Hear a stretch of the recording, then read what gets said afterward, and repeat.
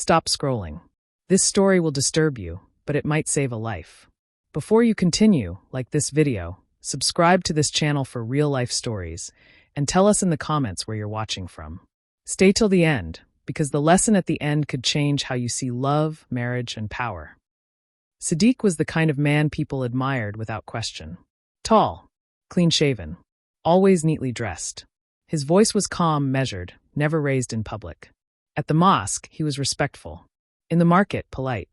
Among elders, obedient.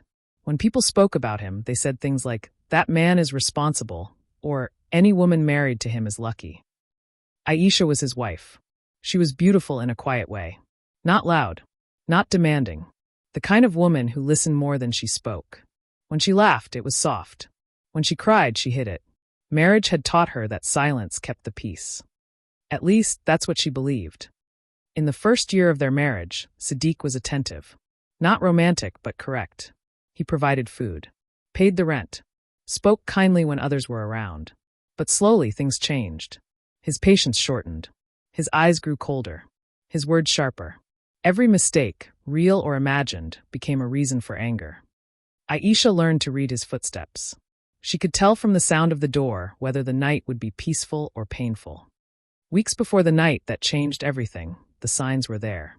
Small slaps, sharp words disguised as discipline, isolation from friends and family.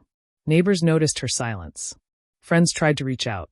She smiled, nodded, and disappeared behind her closed door. That evening, the air felt heavy.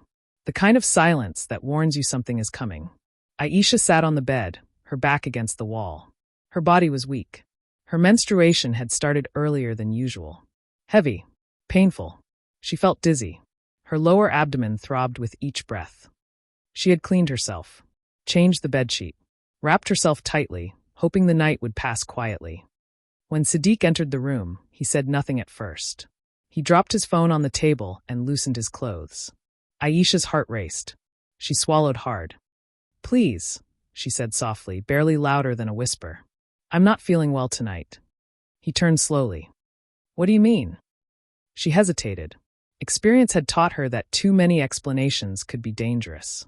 "My period started. It's very painful." He stared at her. The silence stretched. Then he laughed. A short, dry laugh. "So this again?" She shook her head quickly. "I'm serious. I'm bleeding heavily. I feel weak." His face changed. The calm mask fell away. "You women always have excuses," he snapped. "Blood, headache, tiredness. Always something." She tried to sit up straighter. "Please, I'm not refusing you.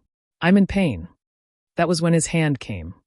The first slap landed so fast she didn't see it coming. Her head snapped to the side. Her ears rang. She gasped, stunned more than hurt. "Don't lie to me," he said. Before she could react, another slap followed. Stronger. Hotter. She fell from the bed onto the floor. "Sadiq, please," she cried, her voice breaking. "You think menstruation makes you untouchable," he shouted. "You think you can deny me because of blood?" She tried to crawl away. Her body was weak. Her wrapper loosened.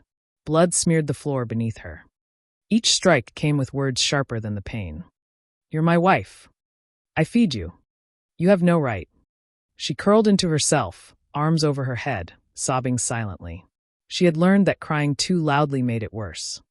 When it was over, the room smelled of sweat, blood, and fear. Sadiq stood there breathing hard. He looked at her on the floor, then turned away. "Clean yourself," he said coldly. Then he slept. Aisha didn't. She lay there all night, shivering. Her body throbbed. Her heart felt empty.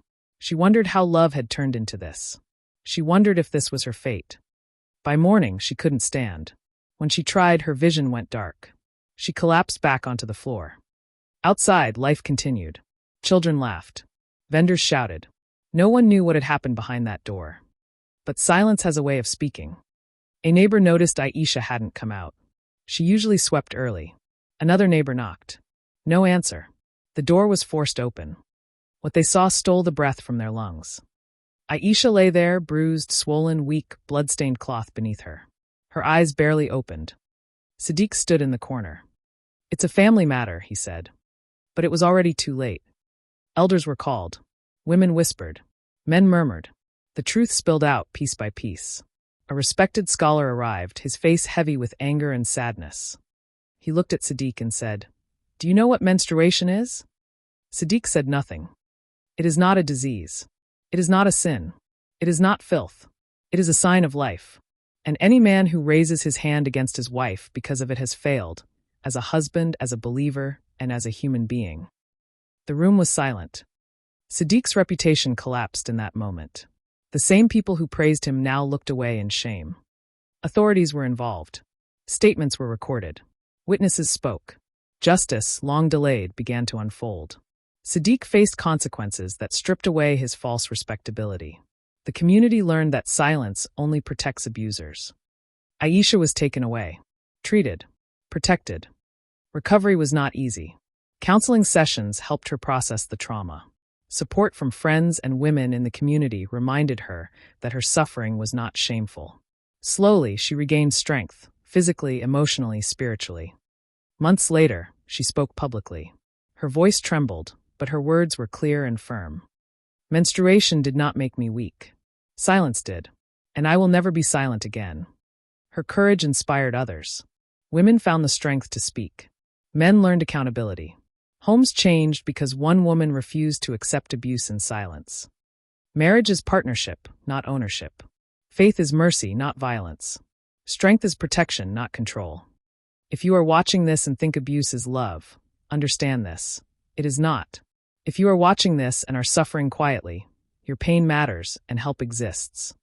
This story is a warning, a lesson, and a hope. Share it.